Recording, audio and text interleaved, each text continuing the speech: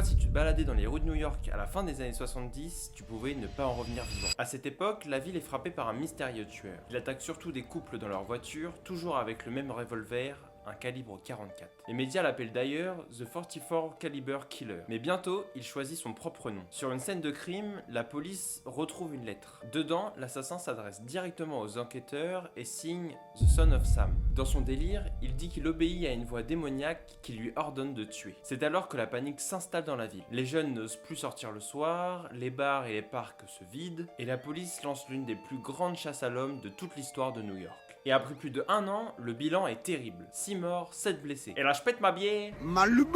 Mais finalement, l'assassin se fait choper sur un détail tout con. Il se prend une contravention de stationnement près d'une scène de crime. À partir de cette piste, la police arrête un suspect, David Berkowitz, un postier de 24 ans. Lorsqu'on lui passe les menottes au poignet, il avoue aussitôt. Il affirme encore avoir agi sous l'influence d'un démon qui lui parlait à travers le chien de son voisin. Berkowitz est finalement condamné à la prison à vie et encore aujourd'hui, il purge sa peine. Mais son nom, The Son of Sam, reste gravé comme celui d'un homme qui aura réussi à tenir toute une ville en otage pendant plus d'1 an.